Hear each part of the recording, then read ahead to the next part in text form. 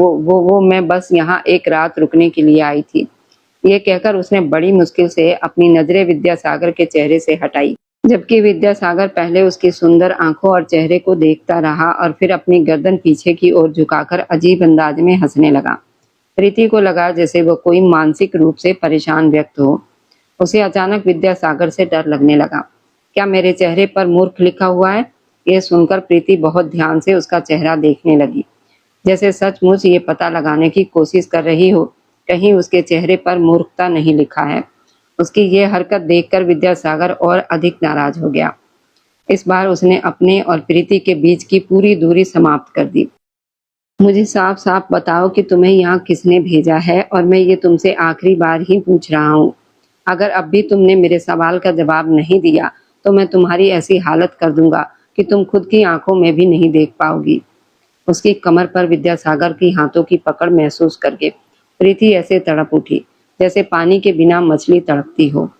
दर्द के कारण उसकी आंखें आंसुओं से भर गई। मैं सच कह रही हूँ, मैं किसी के कहने पर यहाँ नहीं आई, और कृपया मुझसे थोड़ा दूर होकर बात कीजिए। प्रीति ने अपने दोनों हाथ उसके सीने पर रखकर उसे पीछे धकेलने की कोशिश की। विद्यासागर ने उस पर दया भरी नजर डालते हुए उसकी कमर से अपने हाथ हटा लिए। तो फिर तुम यहाँ क्यों आई हो और घर के अंदर कैसे घुसी? ये सुनकर प्रीति ने शर्मिंदा होकर अपनी नजरें झुका ली। असल में चौकीदार अंकल सो रहे थे, इसलिए मैं दरवाजा खोलकर अंदर आ गई। ये सुनकर विद्यासागर ने गुस्से में अपनी मुट्ठियां भींच ली। उस चौकीदार को तो अब मुझे सबक सिखाना ही पड़ेगा। और तुम्हारे ये बैग अंदर कैसे आए? उसने उसके बड़े बड़े सूटकेसों की तरफ देखते हुए पूछा। असल में मैं पहले अंदर कूद कर आई थी, फिर मैंने दरवाजा खोल दिया था। चौकीदार अंकल की आंख खुल गई थी, लेकिन वे बहुत अच्छे थे। उन्होंने कहा कि मैं अंदर जा सकती हूँ। विद्यासागर ने ऊंची आवाज में श्री राम का नाम पुकारा। जैसे ही श्री राम अंदर आया, विद्यासागर बोला, अभी और इसी समय मेरे घर से निकल जाओ, यहाँ तुम्हारी नौकरी खत्म हो चुकी है। श्री राम भी अब तक बहुत परेशान हो चुका था। उसने राहत की सांस ली और छोटे बच्चे की तरह खुश होकर बाहर की तरफ भाग गया, जबकि विद्यासागर का मुंह खुला का खुला ही रह गया। उसे तो लगा था कि श्री राम उससे माफी मांगेगा, नौकरी से निकलने की वजह पूछेगा, लेकिन उसने कोई सवाल करना भी जरूरी नहीं समझा। मुझे बस एक रात यहाँ बितानी थी, ये कहकर प्रीति ने बड़ी मुश्किल से अपनी नजरें उसके चेहरे से हटाई और अपनी उंगलियां चटकाने लगी। क्या तुम्हें मेरा बंगला कोई होटल दिखाई देता है या फिर कोई धर्मशाला जहाँ तुम एक रात रुकने के लिए चली आई हो? वह फिर उसके करीब आते हुए बोला। इस बार प्रीति तेजी से पीछे हटी, लेकिन सोफे से टकराकर उसी पर गिर गई। मैं बहुत बड़ी परेशानी में थी। मेरे पास इसके अलावा कोई दूसरा रास्ता नहीं था। मेरे चाचा जगमोहन ने अपने कुछ लोगों को मेरे पीछे लगा रखा है। वो मेरी जान लेना चाहते हैं। मैं मरना नहीं चाहती थी, इसलिए घर से भाग गई। मेरे पास जितने भी पैसे थे वह भी मेरी एक दोस्त मुझसे ले गई। उसने मुझे धोखा दिया। ये कहते ही प्रीति ने अपना चेहरा दोनों हाथों से छुपा लिया और फूट फूट कर रोने लगी। विद्यासागर ने बेहद उबे हुए भाव से उसकी सिसकियों को देखा। उसे इस तरह की लड़कियां बिल्कुल पसंद नहीं थी, जो खुद को असहाय दिखाकर सहानुभूति पाने की कोशिश करती थी। देखो लड़की, अब बहुत हो गया। तुम जितना रोना धोना करना चाहती थी कर चुकी हो। अब यहाँ से जाने की तैयारी करो। वह उसका बाजू पकड़कर उसे फिर से बाहर की तरफ खींचने लगा। प्रीति ने तुरंत उससे विनती करनी शुरू कर दी। देखो कृपया मुझे यहाँ से मत निकालो। वे लोग अभी भी मेरे पीछे पड़े हुए हैं। अगर मैं उनके हाथ लग गई तो वो मुझे मार देंगे। मैं तुम्हारे सामने हाथ जोड़ती हूँ, तुम जो कहोगे मैं वही करूंगी। अगर तुम कहोगे तो मैं पूरी जिंदगी तुम्हारे बगीचे की देखभाल करने वाली बनकर रहूंगी। कृपया मुझे कोई छोटा मोटा काम दे दो, लेकिन मुझे अपने घर में रहने दो। ये सुनकर विद्यासागर ने गहरी नजरों से उसे देखा और फिर उसे दीवार के सहारे रोककर उसकी आंखों में देखते हुए बोला, मुझे तुम पर भरोसा नहीं। कौन जाने तुम कोई चोर ही हो। ये सुनते ही प्रीति जल्दी से बोली, अगर मैं चोर होती तो रात में ही अपना काम कर चुकी होती, लेकिन मैं तुम्हें कैसे विश्वास दिलवाऊं कि मैं सचमुच बहुत मजबूर हूँ। देखो लड़की, सबसे पहले तो तुम मुझे आप कहकर बात करो, क्योंकि मैं तुम्हारा कोई छोटा भाई नहीं हूँ और ना ही मैं तुम्हारा गोद लिया हुआ चाचा का लड़का हूँ कि तुम मुझसे इतनी बेझिझक होकर बात कर रही हो। दूसरी बात, मुझे किसी पर दया दिखाने का कोई विशेष शौक नहीं है और ना ही मुझे बदले में कुछ मिलने वाला है। अगर कल तुम्हारे रिश्तेदार तुम्हें ढूंढते हुए यहाँ पहुँच गए तो मैं भी परेशानी में पड़ सकता हूँ। इसलिए मैं तुम्हारी मदद करके खुद को किसी मुसीबत में नहीं डालना चाहता। अब अपना सामान उठाओ और यहाँ से चली जाओ। ये कहकर विद्यासागर बैठक में वापस चला गया। उसने प्रीति का सामान भी उठाकर बाहर रख दिया था।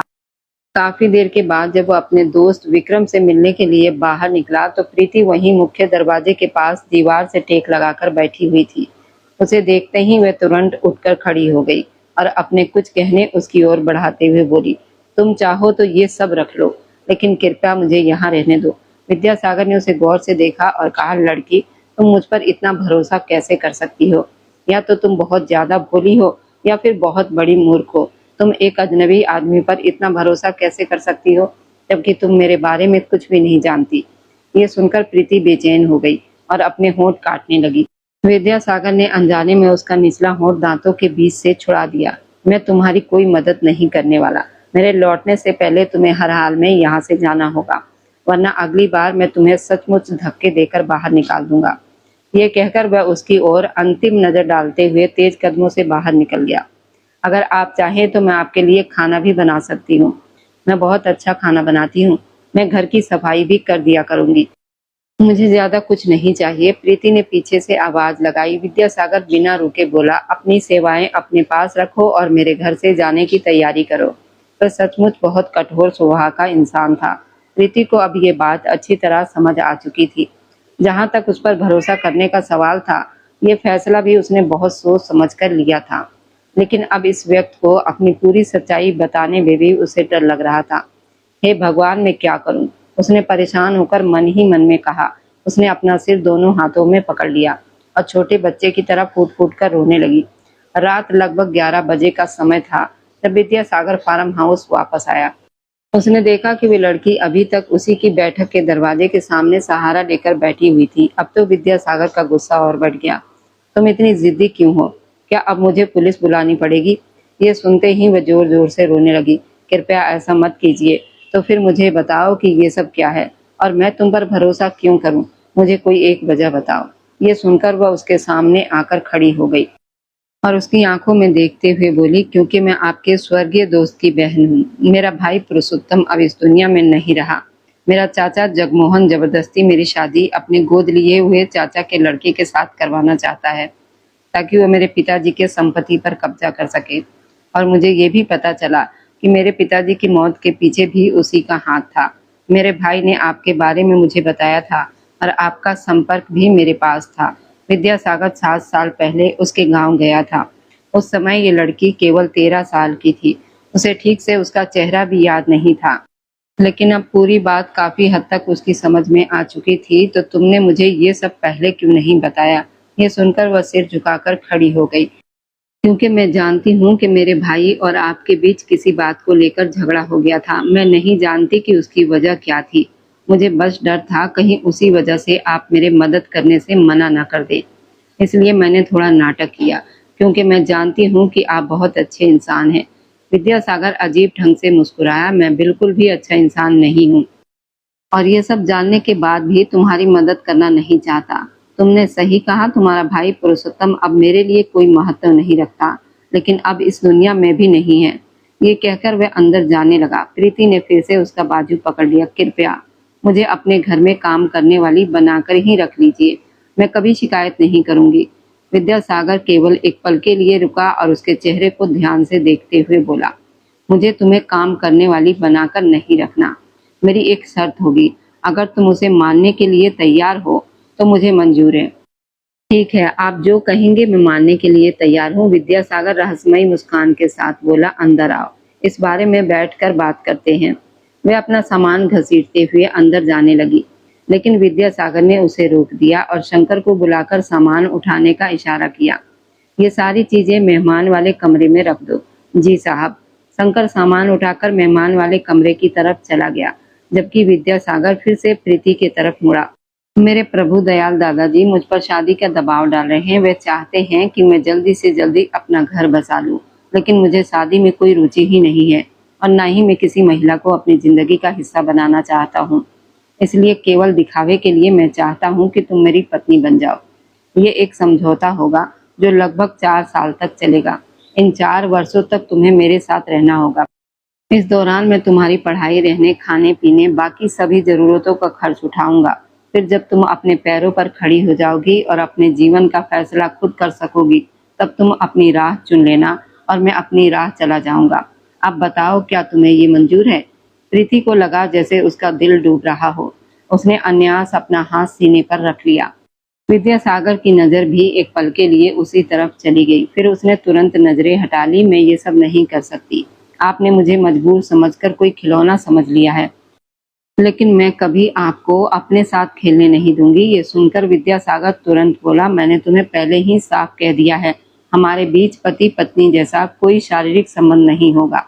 ये केवल दिखावे और औपचारिकता रूप से की गई शादी होगी, ताकि मेरे प्रभु दयाल दादाजी संतुष्ट हो जाएं। प्रीति ने तुरंत कहा, अगर आपने मेरे साथ जरूरत से ज्यादा नजदीकी बढ़ाने की कोशिश की तो मैं आपके खिलाफ उत्पीड़न की शिकायत दर्ज करवा दूंगी। मैं आपको पहले ही बता रही हूँ। वह उंगली उठाकर उसे चेतावनी देते हुए बोली। विद्यासागर ने कंधे उचका दिए। वैसे मेरा आत्म संयम इतना कमजोर भी नहीं है कि मैं तुम्हारे सामने घुटने टेक दूं। और फिर मैं ये भी जानता हूँ कि तुम उस व्यक्ति की बहन हो जिससे मैं इस दुनिया में सबसे ज्यादा नफरत करता हूँ। उसकी आंखें गुस्से से लाल हो गई थी। प्रीति को पहली बार अपनी गलती का गहरा एहसास हुआ कि उसे यहाँ नहीं आना चाहिए था, या कम से कम इस व्यक्ति को पूरी सच्चाई नहीं बतानी चाहिए थी। उसने घबराकर सूखे होठों पर जीभ फेरी। मैं अभी प्रभु दयाल दादाजी को कॉल कर रहा हूँ। तुम्हें बहुत अच्छे संस्कार वाली लड़की की तरह उनसे बात करनी है और जैसा मैं कहूँगा बिल्कुल वैसा ही कहना है। ठीक है? प्रीति ने घबराकर हाँ में सिर हिला दिया। थोड़ी देर के बाद विद्यासागर ने प्रभु दयाल दादाजी का नंबर मिलाया। उसने उन्हें वीडियो कॉल की। नमस्ते प्यारे प्रभु दयाल दादाजी, कैसे हैं आप? मेरे पास आपके लिए एक बहुत ही शानदार सरप्राइज है। ये सुनकर प्रभु दयाल दादाजी एकदम उत्साहित हो गए। जल्दी बताओ, क्या तुमने मेरे लिए बहू ढूंढ ली है? ये सुनकर विद्यासागर हंस पड़ा। दादाजी, आपने तो सरप्राइज का मजा ही खराब कर दिया। देखिए, आपकी बहू मिल गई है। अरे कहीं तुम मेरे साथ मजाक तो नहीं कर रहे? रुको, मैं पहले तारीख देख लूं, कहीं मुझसे तुम अप्रैल फूल तो नहीं मना रहे? दादाजी, आपको बताने का क्या फायदा, आपको तो मुझ पर भरोसा ही नहीं है। सच कहूँ तो मुझे तुम पर भरोसा नहीं है। मेरी बच्ची को मोबाइल दो। वाह, अभी वह इस घर में बहू बनकर आई भी नहीं है और आपने अभी से उसे मुझसे ज्यादा महत्व देना शुरू कर दिया। वह मुंह बनाकर बोला। प्रीति, जो पहली बार उसका ये रूप देख रही थी, अन्यास ही प्रभु दयाल जी की ओर ध्यान देने लगी और उनसे छोटी छोटी बातें करने लगी। उसके मन का बोझ भी काफी हल्का हो गया था। इस दौरान वह लगातार अपने चेहरे पर विद्यासागर की नजरों का दबाव महसूस कर रही थी। वह उसके चेहरे के भाव पढ़ने की कोशिश कर रहा था। उसके मन में क्या चल रहा है। ये काम उसके लिए थोड़ा कठिन था, क्योंकि पहली बार उसे किसी लड़की को समझने में परेशानी हो रही थी। कॉल समाप्त होने के बाद विद्यासागर बोला, कल हम दोनों सादगी से शादी कर लेंगे। मुझे वैसे भी बहुत धूमधाम वाले कार्यक्रम पसंद नहीं है। शादी के बाद दादाजी के सामने हमें पति पत्नी की तरह व्यवहार करना होगा। इस दौरान तुम अपना ध्यान रखना। रसोई घर में खाने पीने की सारी चीजें रखी हुई हैं। अगर भूख लगे तो खा लेना। आज रात तुम मेहमान वाले कमरे में रहोगी, लेकिन कल जैसे ही हमारी शादी होगी तुम्हें मेरे कमरे में आना होगा, क्योंकि प्रभु दयाल दादाजी अगले 2 हफ्तों के लिए यहाँ रहने आ रहे हैं। ये सुनकर प्रीति ने जल्दी जल्दी हाँ में सिर हिला दिया। सुनिए, उसने बहुत मासूमियत से कहा। विद्यासागर के कदम एक पल के लिए रुके। हाँ बोलो, क्या कहना है? उसके सीधे और सख्त सवाल पर वह थोड़ा झिझक गई। आपने मुझसे ये भी कहा था कि आप मेरा आगे कॉलेज में दाखिला करवा देंगे। ये कब होगा? विद्यासागर ने गहरी सांस ली। कल शादी के तुरंत बाद तुम्हारा दाखिला करवा दिया जाएगा। क्या इसके अलावा और कोई सवाल है? नहीं, उसने तुरंत सिर हिला दिया। इसके बाद विद्यासागर अपने कमरे की ओर चला गया। प्रीति बस उसकी चौड़ी पीठ को देखती रह गई। पहली बार उसने विद्यासागर को अपने गोद लिए हुए चाचा के लड़के की शादी में देखा था, जब वो केवल 13 साल की थी। दूसरी बार उसने उसे सोशल मीडिया पर एक इंटरव्यू देते हुए देखा था, तब वो 18 साल की थी। उसी पल उसे महसूस हुआ था कि उसका मन विद्यासागर की ओर खींचने लगा है। इस व्यक्ति का हर अंदाज उसे पसंद था, लेकिन अब जब प्रीति को यह एहसास हो रहा था कि वह विद्यासागर को कभी भी पूरी तरह अपना नहीं बना सकती और विद्यासागर की जिंदगी में उसकी हैसियत केवल एक समझौते वाली लड़की है, तो उसकी हालत और खराब होती जा रही थी। कमरे में जाने के बाद वह काफी देर तक पूजा की सामग्री के सामने बैठी रही, रोती रही और भगवान से प्रार्थना करती रही। अगली सुबह किसी ने उसके कमरे के दरवाजे को जोर जोर से खटखटाया, तो वह घबराकर उठी और उसी हालत में दरवाजे की तरफ भागी। जैसे ही उसने दरवाजा खोला, सामने विद्यासागर खड़ा था। उसके बिखरे हुए रूप को देखकर वह एक पल के लिए असहज हो गया, क्योंकि उसकी टी शर्ट एक कंधे से नीचे खिसकी हुई थी और उसके कपड़ों की पट्टी दिखाई दे रही थी। उसके साथ ही उसकी सांसें भी तेज चल रही थी। कम से कम तुम्हें इतना तो पता होना चाहिए कि दरवाजा खोलने से पहले खुद को ठीक कर लिया जाता है, या फिर मुझे ये भी बातें सिखानी पड़ेगी। ये कहकर वह उसकी तरफ पीठ करके खड़ा हो गया, जबकि प्रीति को तुरंत अपनी गलती का एहसास हो गया था। मुझे सचमुच माफ कर दीजिए। उसने तुरंत दरवाजा बंद कर लिया। जल्दी तैयार होकर नीचे आओ, मैं तुम्हारा इंतजार कर रहा हूँ। प्रभु दयाल दादाजी पहुँचने वाले हैं और मैंने पंडित जी का भी इंतजाम कर लिया है। ये सुनकर उसने हाँ में सिर हिलाया और अपने बैग से एक साधारण ड्रेस निकालकर जल्दी जल्दी नीचे की तरफ चली गई। प्रभु दयाल दादाजी उसे दुल्हन के रूप में देखने की इच्छा रखते थे। उसे साधारण कपड़ों में देखकर थोड़ा नाराज हो गए। तुम दोनों की आज शादी है, ये तुम्हारी जिंदगी का खास दिन है। ये कैसे कपड़े पहन रखे हैं तुम लोगों ने?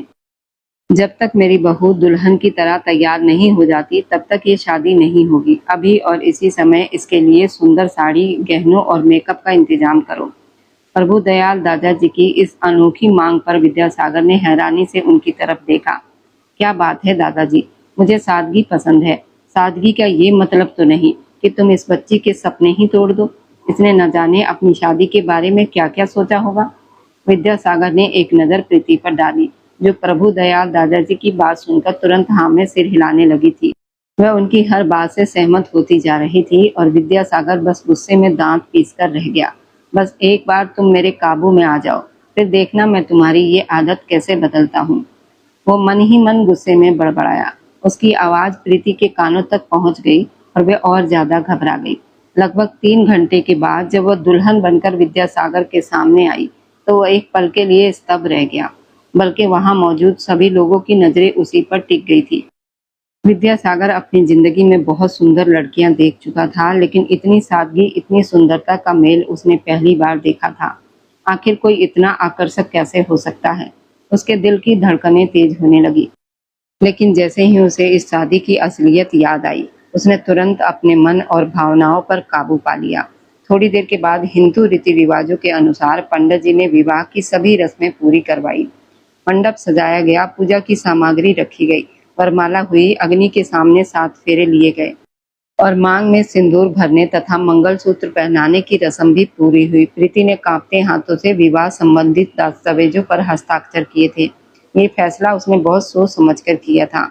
वह इसके परिणामों को भी जानती थी, लेकिन इसके बावजूद उसने अपनी जिंदगी की सबसे बड़ी बाजी खेलने का फैसला किया था।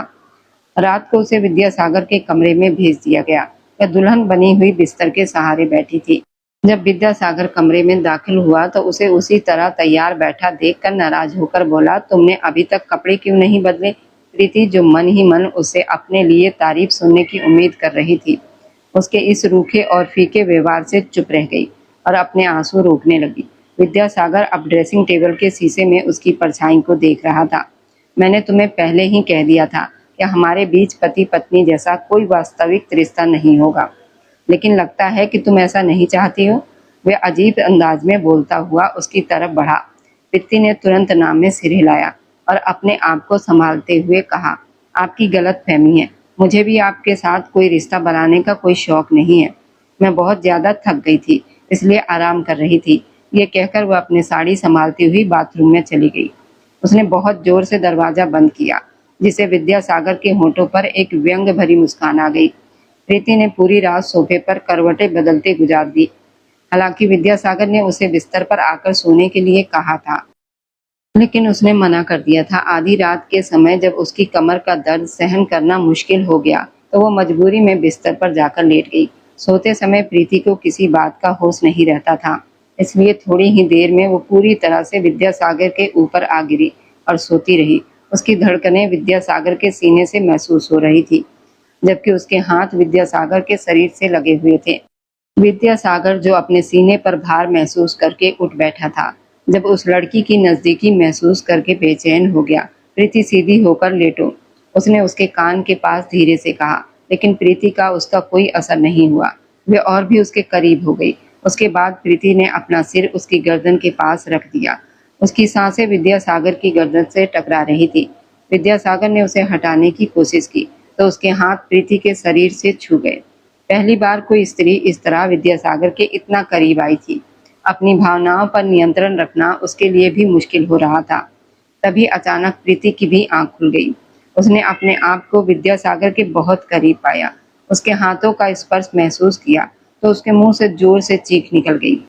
लेकिन विद्यासागर ने तुरंत उसके होठों पर हाथ रखकर उसकी चीख रोक दी। अब वह उसके नीचे थी, जबकि विद्यासागर उसके ऊपर झुका हुआ था। ये कैसी बदतमीजी है? क्या तुम मेरे पूरे घर को जगाना चाहती हो? वह झुंझलाकर बोला। प्रीति अभी तक उसकी नजदीकी से घबराई हुई थी। आप मेरे इतने करीब क्या कर रहे हैं? उसने पूछा। विद्यासागर बोला, ये सवाल तो मुझे तुमसे पूछना चाहिए, क्योंकि मैं तुम्हारे करीब नहीं आया, बल्कि तुम मेरे करीब आई थी। और तुम तो सोफे पर सोने वाली थी। फिर क्या हुआ? ये सुनकर प्रीति ने उसका हाथ पकड़ लिया तो विद्यासागर ने उसे अपनी तरफ खींच लिया। मैंने तुमसे वादा किया था कि तुम्हारे साथ वैवाहिक संबंध नहीं बनाऊंगा, लेकिन एक बात याद रखो, मैं भी एक पुरुष हूँ और मेरे अंदर भी भावनाएं हैं।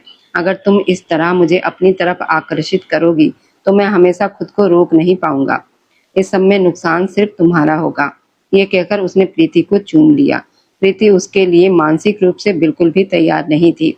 उसने दोनों हाथ विद्यासागर के कंधे पर रखकर उसे खुद से दूर करने की कोशिश की, लेकिन विद्यासागर की पकड़ पहले से भी ज्यादा मजबूत हो गई थी। उसने अपने हाथ प्रीति के गर्दन से हटाकर उसकी कमर पर रख दिए।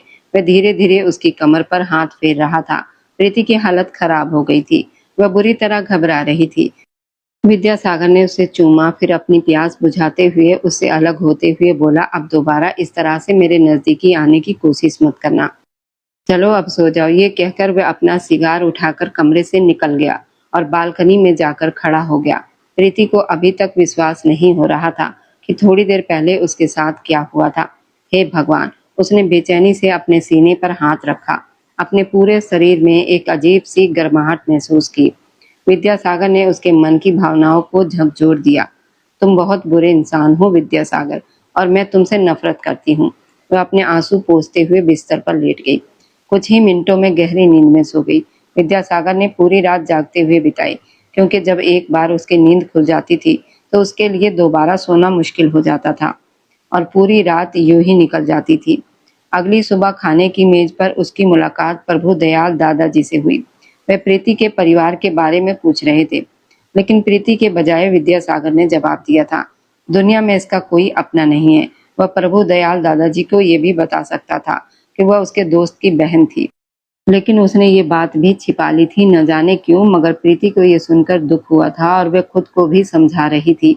उसे दुखी होने की क्या जरूरत है, जब विद्यासागर पहले ही उसे समझा चुका था कि उनके रिश्ते की सच्चाई किसी को भी पता नहीं चलेगी और समय आने पर उनका रिश्ता भी समाप्त हो जाएगा।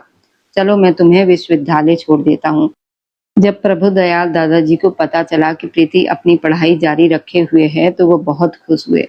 पूरे रास्ते विद्यासागर उसे समझाता रहा, किसी भी बेकार लड़की से दोस्ती करने की कोशिश मत करना, और मैं तुम्हें लड़कों के साथ घूमते हुए भी नहीं देखना चाहता। अगर ऐसी कोई बात मेरी नजर में आई तो अच्छा नहीं होगा।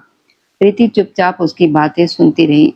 इसके अलावा वो कर भी क्या सकती थी। अब उसे विद्यासागर की जिंदगी में अपनी जगह का एहसास हो चुका था। क्या आप मुझे वापस लेने आएंगे? उसने धीरे से पूछा। हाँ, मैं तुम्हें वापस अपने साथ ही लेकर जाऊंगा। ये कहकर वह गाड़ी मोड़ते हुए वहां से चला गया। विश्वविद्यालय के पहले ही दिन प्रीति की मुलाकात एक लड़की से हुई जिसे उसकी अच्छी दोस्ती हो गई। यार, आज किसी तरह आखिरी पीरियड जल्दी खत्म हो जाए और मेरी प्रस्तुति की बारी भी ना आए, नहीं तो प्रोफेसर मेरी हालत खराब कर देंगे। ममता ये बात 7वीं बार दोहरा रही थी। आखिरकार प्रीति ने परेशान होकर कहा, इसमें कौन सी बड़ी बात है, सिर्फ एक प्रस्तुति ही तो देनी है। मैं तुम्हें कुछ जरूरी बातें बता दूंगी, तुम्हारे लिए आसान हो जाएगा। ममता ने उसकी बात काटते हुए कहा, अरे मैडम, ये सिर्फ प्रस्तुति नहीं है, मेरी इज्जत का सवाल भी है। तुम्हें नहीं पता प्रोफेसर कितने सख्त हैं। अगर कोई भी बात उन्हें पसंद ना आए तो किसी की भी अच्छी खासी क्लास लगा देते हैं, लेकिन मानना पड़ेगा वह देखने में बहुत अच्छे हैं। अगर मुझे ऐसा कोई मिल जाए तो मैं उसकी हर बात मान लूं, लेकिन वह किसी लड़की की तरफ देखना भी पसंद नहीं करते। वह बहुत मायूस लग रही थी। किसकी बात कर रही हो? प्रीति ने पूछा। जब ममता ने प्रोफेसर विद्यासागर का नाम लिया तो प्रीति को अचानक कुछ अजीब सा महसूस हुआ। लेकिन उसने उसे अपनी गलतफहमी समझकर नजरअंदाज कर दिया। वह ममता को कुछ बता भी नहीं सकती थी क्योंकि विद्यासागर ने उसे सख्ती से मना किया हुआ था। फिर जब आखिरी पीरियड शुरू हुआ तो सचमुच उसकी आंखें खुली की खुली रह गई क्योंकि सामने कोई और नहीं बल्कि विद्यासागर खड़ा था। वह कक्षा में बहुत सख्त दिखाई देता था। उसने पूरी कक्षा के सामने प्रीति को खड़ा करके बहुत ही औपचारिक तरीके से उसका परिचय लिया। वह ऐसा व्यवहार कर रहा था जैसे उसे प्रीति के बारे में कुछ पता ही ना हो। वापस जाते समय भी उसने प्रीति को विश्वविद्यालय के पीछे वाले हिस्से से गाड़ी में बिठाया था। उसकी वजह यही थी कि वह नहीं चाहता था कि विश्वविद्यालय में किसी को उनके संबंध के बारे में पता चले। ये सुनकर प्रीति को बहुत दुख पहुंचा था, लेकिन वह चुप रही। रात के 10 बजे थे। प्रभु दयाल दादाजी के कहने पर वह तैयारी हुई थी।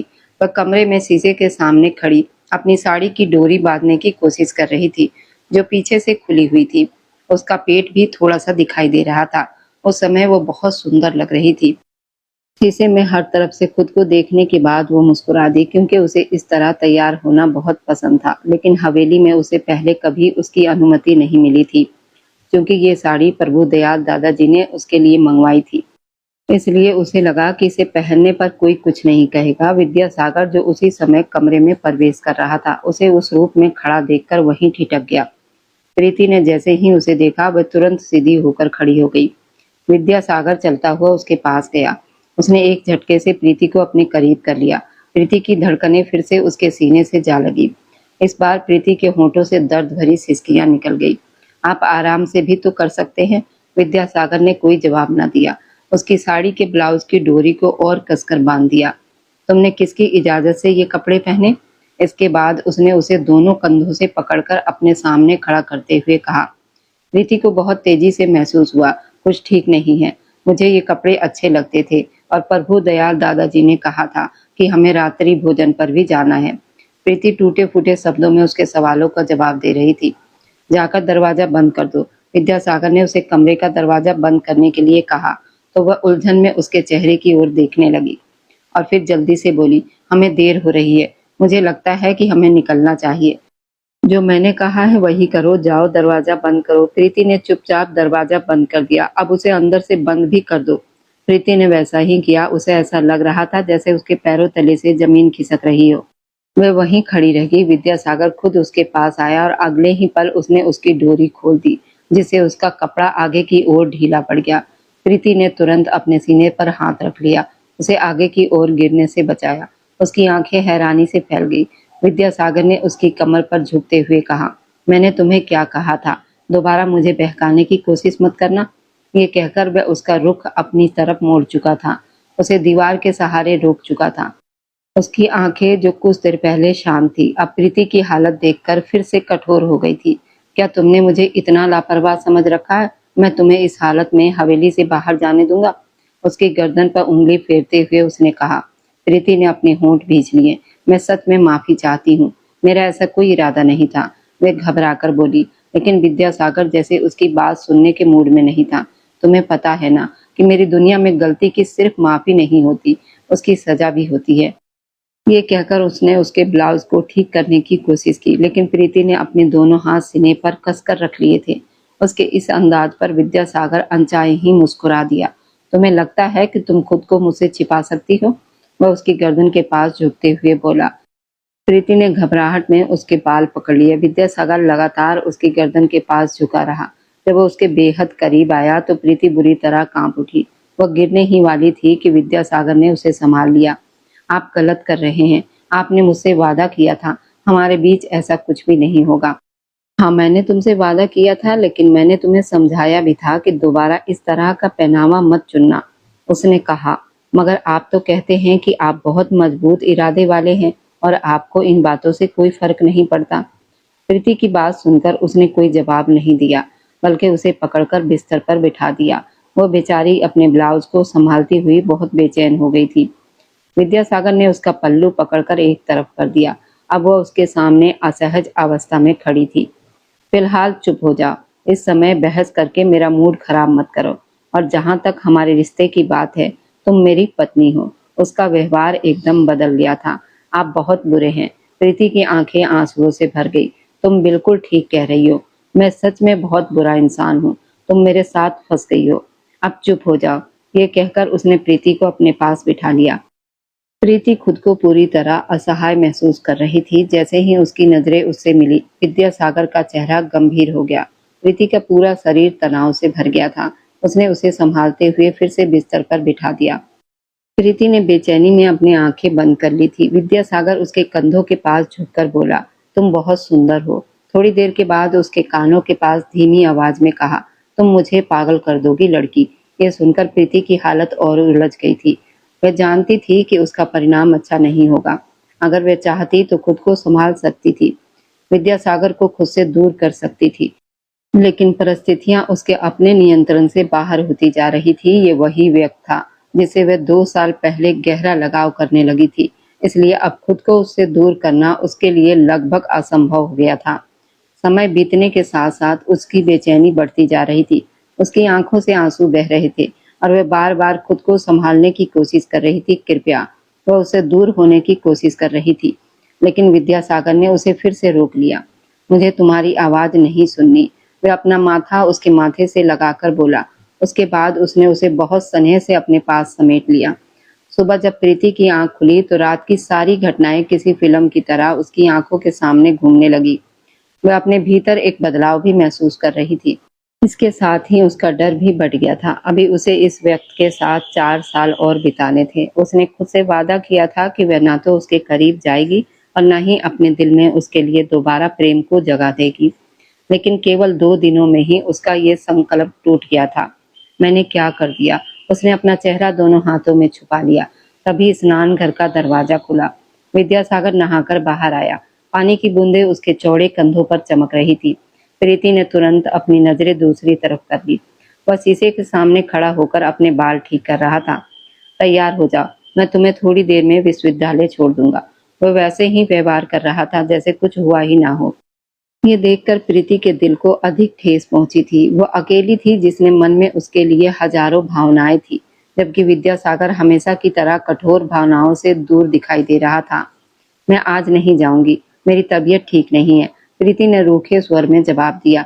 ठीक है, तुम आराम करो, लेकिन आखिरी क्लास तुम्हें जरूर लेनी होगी। आज तुम्हारा टेस्ट भी है।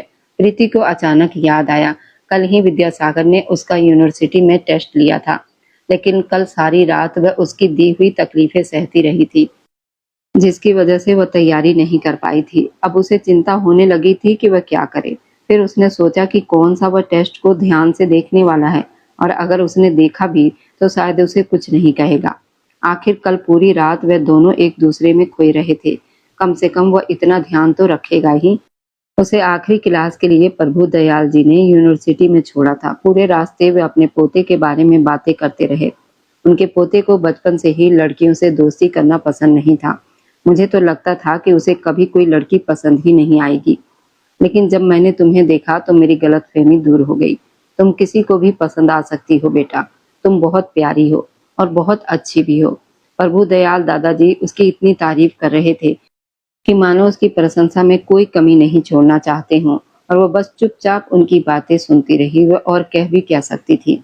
ये टेस्ट केवल 20 अंकों का था। क्लास कुल 3 घंटों की होती थी। पूरी क्लास को पता था कि अगले 2 घंटों के भीतर 40 मिनट में उनके टेस्ट जांचे जाने वाले हैं और फिर उनकी अच्छी खासी खबर ली जाएगी। विद्यासागर किसी पर हाथ नहीं उठाता था, लेकिन अपनी बातों से सामने वाले के आत्मसम्मान को इस तरह चोट पहुंचाता था, वह नजरें उठाने लायक नहीं रहता था। प्रीति ने भी सारे सवाल आगे पीछे देखकर कर लिए थे। गलती बस ये हो गई थी कि उसने नकल करने में विनय की मदद ली थी। जब विद्यासागर ने उसे एक लड़के से सवाल पूछते हुए देखा तो उसके अंदर गुस्से की आग भड़क उठी। उसकी आंखें क्रोध से लाल हो गई। प्रीति ने भी जब अपने चेहरे पर उसकी नजरों की तपिश महसूस की तो वह तुरंत सीधी होकर बैठ गई। उसके बाद उसने किसी से कुछ नहीं पूछा, लेकिन अब बात उसके हाथ से निकल चुकी थी। विद्यासागर ने सबसे पहले प्रीति का टेस्ट उठाया। 2 सवाल गलत थे और बाकी जवाब उसने विनय की मदद से लिखे थे। प्रीति जी, क्या आप यहाँ आना पसंद करेंगी?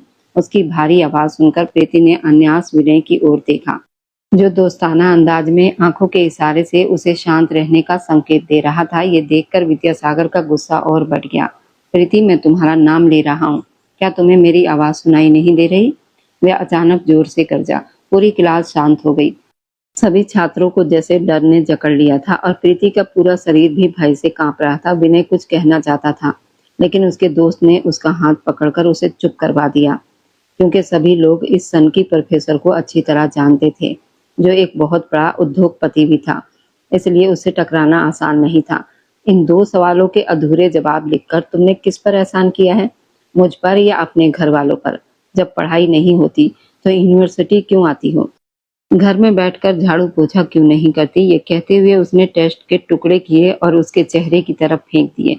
बेबसी से उसकी आंखें आंसुओं से भर गईं। उसका मन कर रहा था कि वो फूट फूट कर रो पड़े। विनय भी तुरंत अपनी जगह से उठ खड़ा हो गया था। सर, आपको कोई अधिकार नहीं है कि आप अपने छात्र के साथ इस तरह का व्यवहार करें। सिर्फ टेस्ट ही तो गलत हुआ है। कौन सी कोई बहुत बड़ी मुसीबत आ गई है जो आप इस तरह बदतमीजी कर रहे हैं? अगर आपने दोबारा इन्हें कुछ भी कहने की कोशिश की तो मैं विभाग अध्यक्ष से जाकर आपकी शिकायत कर दूंगा। विनय ने गुस्से में कहा। आप भी क्लास से बाहर जा सकते हैं मिस्टर विनय। विद्यासागर उसकी बातों को गंभीरता से लिए बिना बोला। प्रीति तुरंत क्लास से बाहर की तरफ भागी। विनय भी उसके पीछे निकल गया। ये देखकर विद्यासागर के मन में जलन और बढ़ गई, लेकिन उसने खुद पर नियंत्रण रखा और बाकी क्लास की तरफ ध्यान देने लगा। पूरे 3 घंटे के बाद जब वो क्लास से बाहर निकला तो उसकी नजरें लगातार प्रीति को खोज रही थी, लेकिन वह कहीं दिखाई नहीं दी। न जाने वो कहाँ चली गई थी। मैं इस लड़की के बारे में इतना क्यों सोच रहा हूँ? उसने बेचैनी में अपना माथा मसलते हुए सोचा। पहले उसके मन में आया कि वह घर पर फोन करके उसके बारे में पूछे, लेकिन फिर उसने अपना विचार बदल दिया। वह नहीं चाहता था प्रीति को लगे कि वह उसकी बहुत चिंता करता है। उसके साथ बिताए गए सारे पल किसी फिल्म की तरह उसकी आंखों के सामने घूम रहे थे और वह ये बात भी जानता था कि वह उस लड़की से प्रेम करता है, लेकिन वह इसे स्वीकार नहीं करना चाहता था। उसका अहंकार बार बार उसके रास्ते में आ जाता था। दरअसल प्रीति के भाई पुरुषोत्तम ने कुछ साल पहले उसके साथ एक छोटा सा व्यापार शुरू किया था, लेकिन बाद में पुरुषोत्तम ने उसे धोखा दे दिया था। उसने विद्यासागर की प्रतिष्ठा खराब करने की कोशिश की थी, क्योंकि जिस लड़की को पुरुषोत्तम पसंद करता था वह लड़की विद्यासागर को पसंद करती थी। ये बात पुरुषोत्तम को बिल्कुल स्वीकार नहीं थी। विद्यासागर को पैसों का दुख नहीं था, क्योंकि वह एक बहुत बड़े जमींदार परिवार का बेटा था। सारी जमीन जायदाद उसी के नाम थी। उसे केवल अपनी प्रतिष्ठा की चिंता थी और अपने दोस्त के विश्वासघात का दुख था। कुछ समय के बाद पुरुषोत्तम पुलिस विभाग में भर्ती हो गया था, लेकिन उसके कुछ दुश्मनों ने ड्यूटी के दौरान उसकी हत्या कर दी। तब विद्यासागर भी उसकी अंतिम यात्रा में शामिल हुआ था और उसे सच में दुख हुआ था। कई वर्षों के बाद जब प्रीति उसके पास मदद मांगने आई और उसने पुरुषोत्तम का नाम लिया तो वह चाह कर भी खुद को रोक नहीं पाया। लेकिन वह प्रीति को ये एहसास भी नहीं होने देना चाहता था कि उसके मन में उसके लिए भावनाएं हैं। वह अपने दिल की बात कहने से डरता था। उसे लगता था कि जो पुरुष किसी स्त्री के सामने अपने मन की भावनाएं खुलकर व्यक्त कर देते हैं वे कमजोर हो जाते हैं। बचपन से उसकी परवरिश ऐसे ही माहौल में हुई थी। उसके पिताजी भी बहुत सख्त स्वभाव के थे। उसने कभी अपने पिताजी को अपनी माँ से प्यार से बात करते हुए नहीं देखा था। वह या तो हमेशा आदेश देते रहते थे या फिर छोटी छोटी बातों पर माँ को डांटते थे। अगर उसकी माँ कुछ जवाब देती तो उन्हें और अधिक परेशानी झेलनी पड़ती थी। उनकी माँ को केवल घर के काम और परिवार की जिम्मेदारियां निभाना ही सिखाया गया था। ये सब देखकर विद्यासागर को बहुत गुस्सा आता था। लेकिन कुछ समय के बाद जब उसके माता पिता एक सड़क दुर्घटना में चल बसे तो उन घटनाओं की गहरी छाप उसके मासूम मन पर पड़ गई। बचपन से ही उसने ये मान लिया था कि अगर वह किसी स्त्री से अपने प्रेम का इजहार करेगा तो वह उसके सामने कमजोर पड़ जाएगा। जब वह घर पहुंचा तभी गहरी खामोशी ने उसका स्वागत किया। वह अपने कमरे में प्रीति का इंतजार कर रहा था, लेकिन प्रीति वहां नहीं आई। उसने पूरी हवेली में उसे ढूंढा, मगर वह कहीं भी नहीं मिली। विद्यासागर को पहली बार डर महसूस हुआ।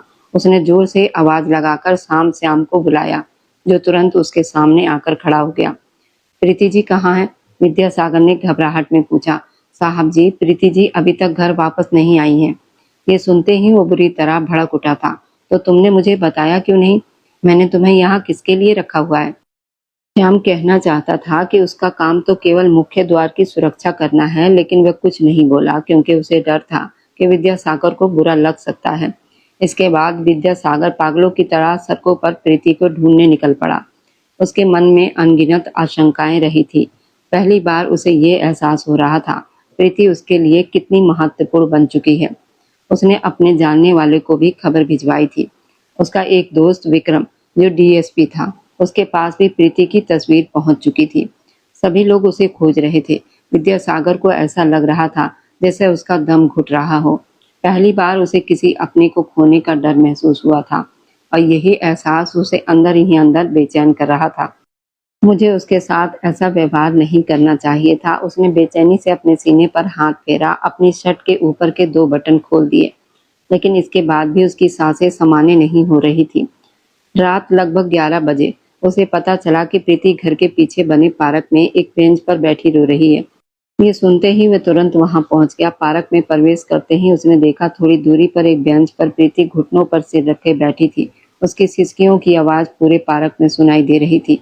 जैसे ही विद्यासागर ने उसका नाम पुकारा, उसने सिर उठाकर उसकी तरफ देखा। उसकी आंखों में गहरा दुख और नाराजगी साफ दिखाई दे रही थी। फिर उसने तुरंत अपना चेहरा दूसरी तरफ फेर लिया। यूनिवर्सिटी से निकलते समय वह विनय के साथ बाहर आई थी, क्योंकि विद्यासागर की बातों ने उसे बहुत ज्यादा दुख पहुंचाया था। उसे जरा भी अंदाजा नहीं था कि जिस व्यक्ति पर वह भरोसा कर रही थी, वही उसके भरोसे को तोड़ने की कोशिश करेगा। लेकिन सौभाग्य से वो वहां से सुरक्षित निकल आई थी। अब वह इस पूरी घटना के लिए विद्यासागर को भी जिम्मेदार मान रही थी। जब वो उसके पास जाकर बैठा तो प्रीति ने पूरी ताकत से उसे कंधों से पकड़कर उसे अपने से दूर धकेल दिया। मुझसे दूर रहो, मेरे पास आने की कोशिश मत करना। जब उसने विद्यासागर को अपने साथ हुई सारी घटना बताई तो उसके चेहरे पर गुस्सा साफ दिखाई देने लगा। उसकी मुट्ठियां कस गई। उसने मन ही मन तय कर लिया कि वह इस विश्वासघात को कभी नहीं भूलेगा। लेकिन इस समय उसके लिए सबसे जरूरी बात प्रीति की माफी थी। वही प्रीति जिस पर वह हमेशा अपना गुस्सा निकालता था, जिस पर वह आदेश चलाता था जैसे वह उसकी कर्मचारी हो। आज उसी लड़की के सामने वह खुद को अपराधी महसूस कर रहा था। मुझे सच में बहुत अफसोस है। मैंने तुम्हारे साथ जो किया वह नहीं करना चाहिए था। मैं बहुत शर्मिंदा हूँ। कृपया मुझे माफ कर दो। मुझे एक और मौका दे दो। वह रुक रुक कर बोल रहा था, क्योंकि उसके लिए अपनी मन की बात कहना आसान नहीं था। प्रीति उसे अजीब नजरों से देखने लगी। मुझे पहले तुमसे जितना लगाव था, अब उतनी ही नाराजगी है। मैं तुम्हारे साथ नहीं रहना चाहती, यहाँ से चले जाओ। विद्यासागर ने उसकी बात सुनी, लेकिन शांत स्वर में बोला, तुम मुझसे जितनी नाराज होना चाहो हो सकती हो, लेकिन मैं तुम्हारी परवाह करना नहीं छोड़ूंगा।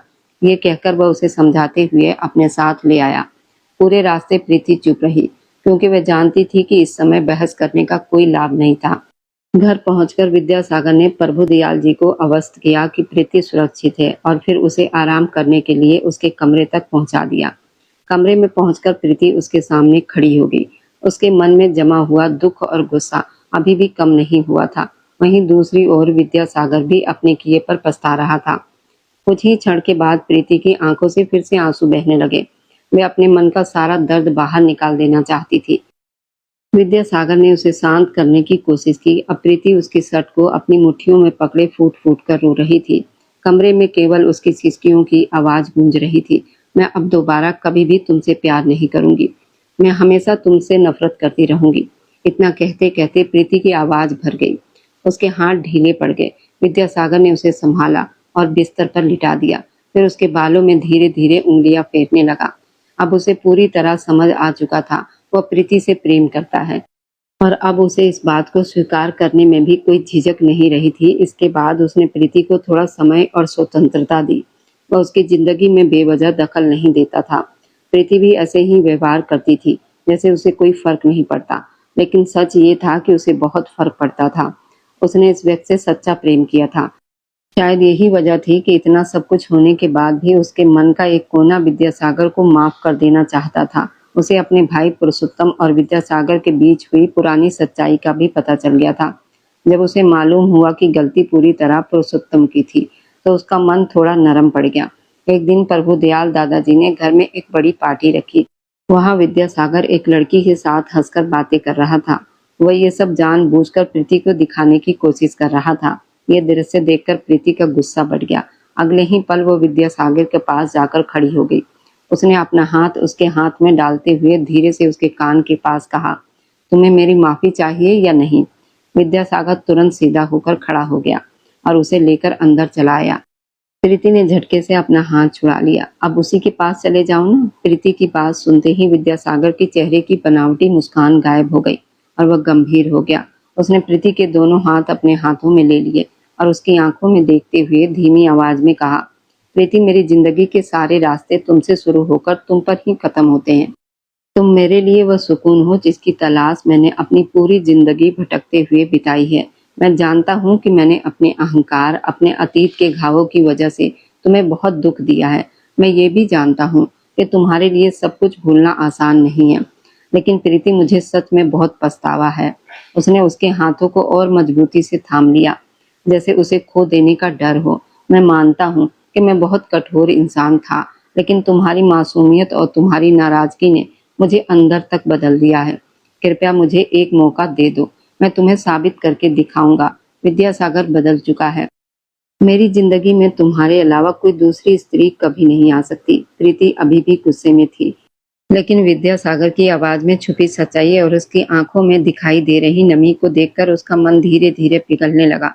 उसे याद आया कि यही वो व्यक्ति है जिसके लिए वो कभी अपना घर परिवार छोड़कर आई थी, जिसे उसने 18 साल की उम्र में प्रेम किया था। उसके मन में जमा नाराजगी की दीवार धीरे धीरे टूटने लगी। प्रीति ने एक लंबी सांस ली और अपनी नम आंखों से उसे देखते हुए कहा, विद्यासागर, ये आखिरी मौका है। अगर इस बार भी आपने मेरा दिल तोड़ दिया तो फिर शायद प्रीति नाम की कोई लड़की आपकी जिंदगी में नहीं बचेगी। विद्यासागर के चेहरे पर सुकून भरी मुस्कान आ गई। उसने प्रीति को अपने पास कर लिया। प्रीति ने भी अपना सिर उसके सीने पर टिका दिया, जहां उसे केवल अपनापन और विश्वास महसूस हो रहा था। उसे लगा कि माफ कर देने में ही सबसे बड़ा सुकून है। विद्यासागर के पास खड़े होकर उसे पहली बार महसूस हुआ कि वह सचमुच अपने घर पहुंच गई है। बाद में प्रीति ने अपनी संपत्ति छोड़ने का फैसला किया और विद्यासागर ने उसके इस निर्णय का पूरा सम्मान किया। और अब जाते जाते बस दिल से एक छोटी सी गुजारिश है, आप जहां कहीं से भी मेरी वीडियो को देख रहे हैं, कमेंट में अपने शहर और राज्य का नाम जरूर लिखिए। आपके कमेंट मेरे लिए किसी अनमोल तोहफे से कम नहीं होते। और जो लोग अपना कीमती समय देकर मेरी कहानियों को देखते हैं, लाइक और शेयर करते हैं, उन सबका मैं दिल से धन्यवाद करती हूँ। अगर आज की कहानी ने आपके दिल को छुआ हो तो वीडियो को लाइक करें, अपने दोस्तों तक जरूर पहुँचाएं और हमारे इस छोटे से परिवार का हिस्सा बनने के लिए चैनल को सब्सक्राइब करना बिल्कुल ना भूलें, क्योंकि आपका हर सब्सक्राइब मेरे लिए आपका प्यार और भरोसा है।